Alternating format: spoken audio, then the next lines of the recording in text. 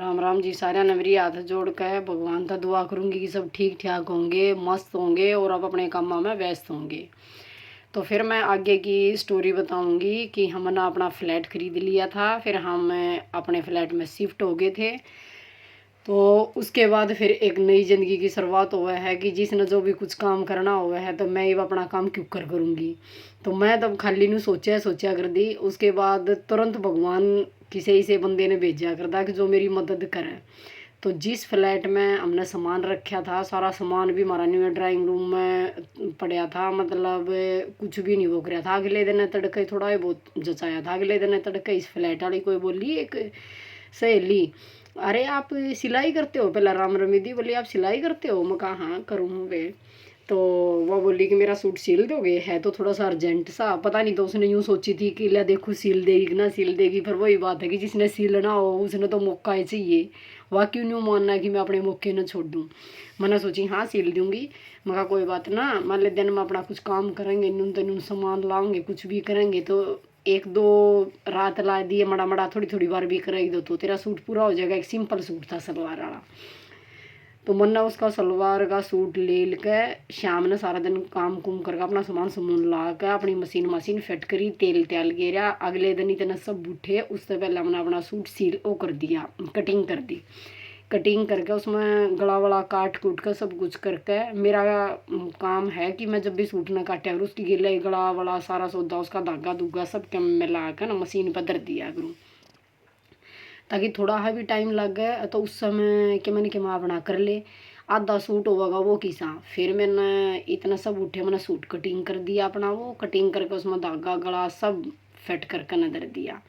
उसके बाद सांझ ने सारा काम करके खाना खुना खा के दिन में क्या मैं सामान लाया। फिर मैंने एक सूट कुर्ती पूरी करी। कुर्ती पूरी करके मैंने फिर अगले दिन सूती उठकर उसकी सलवार पूरी करी। फिर मैंने सोची कि तेन की त्याड़ तुरपाई वाली भी ढूंढनी पड़ेगी, इस सूट को तो तुरपाई तू कर दे। फिर नहीं हुआ किसी न किसी तब बातचीत हुई तो मैंने कोई तुरपाई वाली भी मिल गई। तुरपाई वाली भी मेरी जिसने सूट सिमाया उसने तुरपाई वाली बता दी। बोली अरे तुरपाई वाली तो दो तीन हैं, कोई दिक्कत ना। और भगवान की दया तो वह इतनी बागवान कस्टमर मिली, मैंने पहलड़ी भी इतनी अच्छी मिली। मैं तो भगवान तो दुआ करूँ कि सबकी मदद करने वाला न्यून कोई न कोई इतना अच्छा बंदा हुआ है कि उसने सब सराहना ही सराहना। तो वह एक इतनी बढ़िया कस्टमर थी, पैसे तो उसने दिए दिए। उसके बाद उसका बेटा ट्यूशन पढ़ा करता और उस मैडम ने भी बहुत घना शौक था सूट साट सिलवाने का। मैडम के अगर जिसके पास पैसा हो उसने तो अपनी सारी इच्छा पूरी करने की वो होया करे। और स्कूल में ड्यूटी करे, ड्यूटी करने वाले ने तो डेली डेली कुछ न कुछ न्यारा चाहिए। एक रोज़ की रोज़ तो कोई भी ना पहन का आता एक सूट ने। तो वह मेरा सिला हुआ सूट पहन के अपने बेटे ने ट्यूशन पर लेने चली गई। तो वह मैडम कहने लगी आई सूट किससे सिलवाया? बोली कि मेरे फ्लैट में आई है कोई, बहुत अच्छी है। मन्ना तो मतलब उससे इतनी बात भी नहीं करी थी, मेरी बढ़ चढ़ कर इतनी बात कह काई बहुत बढ़िया है, बोलने में बहुत अच्छी है, इतना सुथरा सूट सिल लिया। देखिए कब बार मेरी इतनी बढ़िया फिटिंग आ गई। तो इतना कुछ कह दे है तो फिर लोग कि नहीं हो जाए, मैं भी सिमा के देखूंगी कि साक्षी में है। तो तुरंत श्याम ने उसके पास आई, बोली मैंने लेकर चल पड़ेगी ले जी थारे फ्लैट में जो सीमा। बोली हाँ हाँ कोई बात नहीं।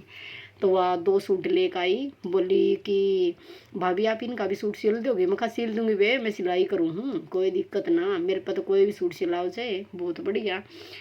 और भगवान की दाता कस्टमर इतने अच्छे हुए हैं कि कोई किसी का 1 रुपया भी नहीं रखता।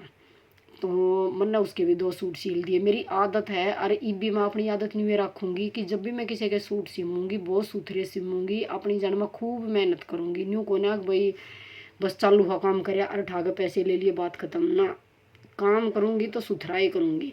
तो मैंने उसके भी सूट बहुत नीट सिमे, बहुत सुथरी डाल उसका पसंद आए। बोली कि अरे हमने तो सिलाई वाली मिल गई, कुछ ऐसा वो था कि कोई की देता था कोई की देता था। जब हम आए थे इसमें रोहिणी में दीप बिहार में, तो जब थोड़ी ही बिल्डिंग भी कम थी तो बोली हमने तो मुश्किल हो रही थी किस पर सूट सिलवाना। ये तो हमने बहुत बढ़िया बात होगी कि लो सूट सिलवाने वाला भी वो हो गया कि कितने जाना नहीं और कि मैं नहीं। और मैंने तो मतलब चस्का था ये कि मैंने सूट सिलूँगी तो मैंने पैसे मिल लेंगे। तो वे इसमें यूँ प्रॉफिट हुआ है। जरूरी ना होता कि बोर्ड टांगे हैं या कुछ प्रचार करे हैं तो ये उसके पास सिलाई का काम आवे है ना। काम आवे है ईमानदारी तय बढ़िया काम करो, सुथरा काम करो, ना कोई 1 रुपया भी रखे तो बहुत सुथरी डाला काम चल रहेगा। और जरूरी ना है कि कितने जा नहीं सकते आ नहीं सकते, क्यों अपना भी एक घर गृहस्थी है, कितने भी जाओ कितने भी आओ, प्राइवेट काम है। अगर दिन में आपने कितने आना जाना है तो रात ना कर ले, किसी का अर्जेंट ले रखा हो तो ना ले रखा हो तो उसने बोल दे भाई न्यू न्यू मन्नत काम है। तो मैं तो बहुत खुश हो गए सूट सिम्या करूँ ना, मैं कदे नू रोआ पिट्टी कराया करती या खाई मन्नत काम जाना भी था, मैंने सूट भी देना था फलाना दकड़ा ना, खुश होगा काम करे। और इस तरह के मैं पीसा तो आवे आवे है पर शरीर भी चलता रहा है। तो केवरा भगवान ने किस खुशी के कारण हमारा हाथ पाथ दे रखे हैं, दुनिया का कितना पैरालाइज का अटैक पड़ रहा है। मैंने सोचा पानी भी हमने कोई दूसरा प्या दे तो किसी की दुआ लग गए तो किसी के कारण हमारे हाथ पाँव चल रहे हैं, तो क्यों ना अपना मेहनत करके काम करे। और ना कोई ज़िंदगी में न्यू कह सकता अक भी इतना कदे ज़िंदगी में चैरन ने भी ना कमाई। तो यह बात भी और अपनी रसोई का काम भी लकड़े। फिर मेरे तो सहज सहज इतने कस्टमर बढ़ गए, मन्ना तो मतलब कदे न्यू कहने का भी सोचने का भी मौका नहीं मिला कि मैं किसी ने कहूँ कि मेरे पास कौन सूट डालेगा वो होगा, ले अपने आप पे इतने कस्टमर आ गए। मैं तो बहुत सुथरी डाला अपना सूट सिमती रही आराम तय। उसके बाद फिर त्यौहार बार भी आए, त्यौहार बार भी आए तो त्यौहार बार हम तो फिर आए है कि जैसे करवा चौथ है, होली है, दिवाली है, तो इनमें तो फिर आजकल यह रिवाज है कि सब नए सूट पहने हैं। कितने छठ पूजा आवे है, कितने तीज आवे है, तो न्यू हैंडल करती रही। फिर सहज सहज मैंने सोची मका तेरे पास ब्लाउज भी आवे हैं और तो ले किसी ब्लाउज वाली नाड़े भी पकड़ूँ, क्योंकि मैं सूट घने सिम्या करती ब्लाउज नहीं सिम्या करती।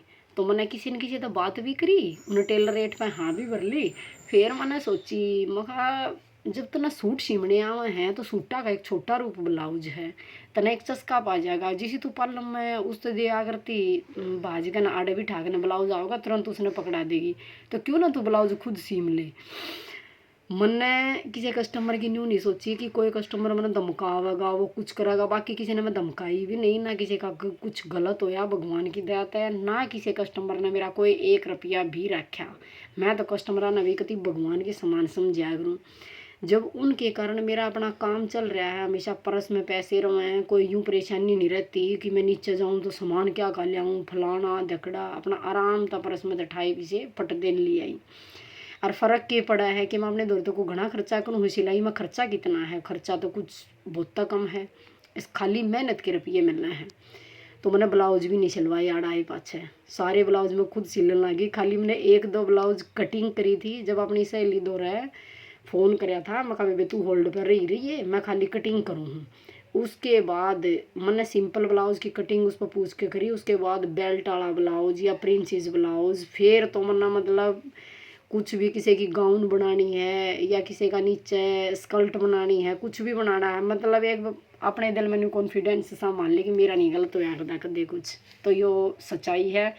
और ईब तो यह बात है कि सिलाई में कुछ भी गलत नहीं होता, सिलाई में कुछ भी गलत नहीं होता। अगर उस पर थोड़ा सा ध्यान दे कर खुश होकर सिल है तो इतनी खुशी ही मिल है कि जिसके कारण अपने आप पे मतलब नॉलेज बढ़ता जा है।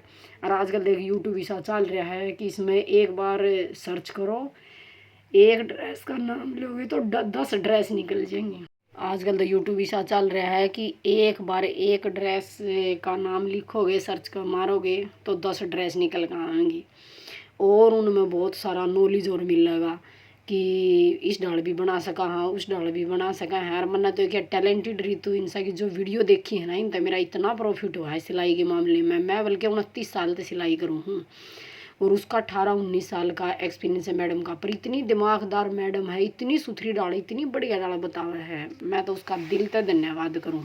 थैंक यू मैडम जी, आपने सब सिलाई वाली लड़कियों को और या किसी को भी सबको ये इतना कॉन्फिडेंस दिया कि सिलाई में कुछ भी गलत नहीं होता, उसके लिए आपका दिल से धन्यवाद। मेरी पूरी वीडियो देखने के लिए आप सबका बहुत बहुत शुक्रिया, थैंक यू।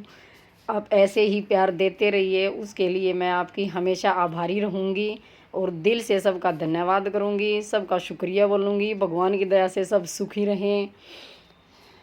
और सब पे ऐसे ही दया परमात्मा की बरसती रहे। इसलिए आप सबका बहुत बहुत धन्यवाद। को सिलाई के बारे में कोई भी जानकारी लेनी हो तो मेरे चैनल पर जाकर कुछ भी आप पूछ सकते हो, जिससे मैं दिल से बताऊंगी। और मेरी इच्छा है कि मैं हम सबको सिलाई सिखा के ही रहूँगी। थैंक यू, आपका बहुत बहुत धन्यवाद।